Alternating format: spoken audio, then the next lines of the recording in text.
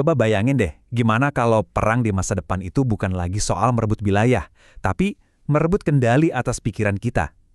Nah, itulah inti dari sebuah konsep baru yang lagi dikembangkan sama para ahli strategis di Tiongkok, perang kognitif algoritmik. Pernah nggak sih Anda berhenti sejenak dan bertanya-tanya, kok bisa ya konten yang muncul di lini masa kita itu seolah-olah tahu persis apa yang lagi kita pikirin? Di era digital ini, siapa atau apa sebenarnya yang membentuk keyakinan kita? Ternyata, di balik layar, para ahli strategi militer Tiongkok itu lagi merancang ulang aturan main peperangan. Senjata mereka bukan lagi peluru atau bom, tapi informasi. Informasi yang didesain dengan sangat presisi untuk membentuk dan bahkan mengendalikan isi kepala targetnya. Jadi, lupakan dulu darat, laut, dan udara. Menurut mereka, medan perang terbaru dan yang paling menentukan sekarang adalah apa yang mereka sebut domain kognitif, sebuah ruang tak kasat mata yang ada di dalam pikiran kita semua. Oke, jadi apa sih sebenarnya perang kognitif itu? Gampangnya gini, ini adalah seni menggunakan pesan-pesan yang sudah dipilih secara khusus untuk mengacaukan cara berpikir lawan. Dan yang penting untuk dicatat, lawan di sini tuh bukan cuma tentara, tapi bisa jadi kita, masyarakat sipil. Dan jangan anggap remeh ya, para cendekiawan militer mereka sendiri bilang kalau mengendalikan pikiran itu bisa jadi jauh lebih menguntungkan daripada menghancurkan kota pakai senjata. Ini nunjukin betapa seriusnya mereka melihat strategi ini. Terus gimana cara kerjanya? Ini udah bukan zamannya lagi nyebar-nyebar selebaran propaganda dari pesawat.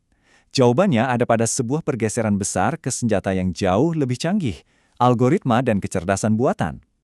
Bedanya tuh fundamental banget. Kalau propaganda zaman dulu, itu kan kayak siaran radio.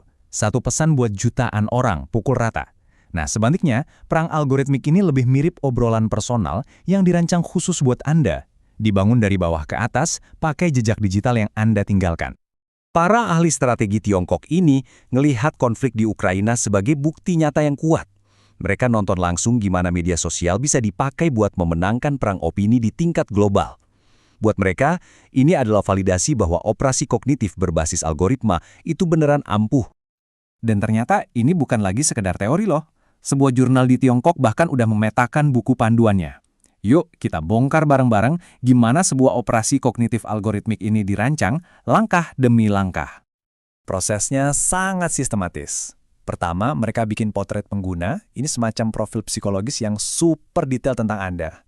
Terus mereka menarik perhatian Anda, pakai konten yang didesain khusus supaya Anda nggak bisa nolak buat ngeklik. Habis itu, narasinya dibuat seolah-olah organik, biar nggak kelihatan kayak propaganda. Nah, setelah itu, Anda pelan-pelan digiring masuk ke kokon informasi baru untuk memicu reaksi. Di dalam situ, baru deh ada intervensi buat mengarahkan opini kelompok, dan terakhir mereka bakal mengawasi kepuasan, buat mastiin Anda tetap nyaman di dalam gelombang itu. Ini benar-benar pabrik pembentuk opini dari hulu ke hilir. Pertanyaannya, apa sih bahan bakar yang menjalankan mesin super canggih ini? Jawabannya sederhana, tapi sekaligus mengerikan. Data. Data pribadi kita semua dalam jumlah yang mungkin nggak pernah kita bayangkan.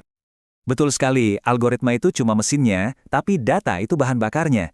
Tanpa data yang akurat dan super rinci tentang targetnya, seluruh operasi canggih ini nggak akan ada gunanya.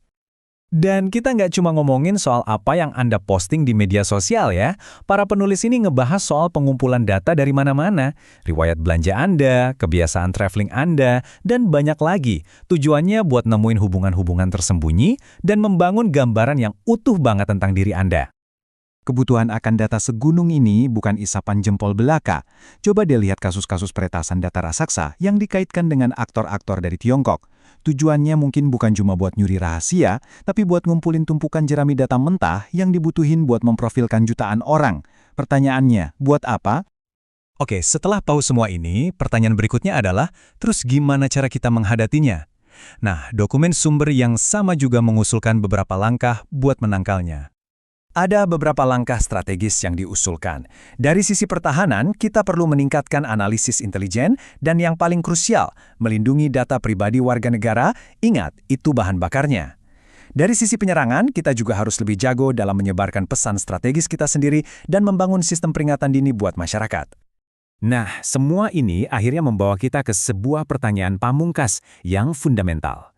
Di dunia di mana teknologi bisa menciptakan gelembung realitas yang dibuat khusus untuk setiap individu, tantangan terbesar kita mungkin bukan lagi soal melindungi data, tapi gimana caranya kita melindungi aset kita yang paling berharga, kemampuan kita untuk berpikir secara mandiri dan terbuka.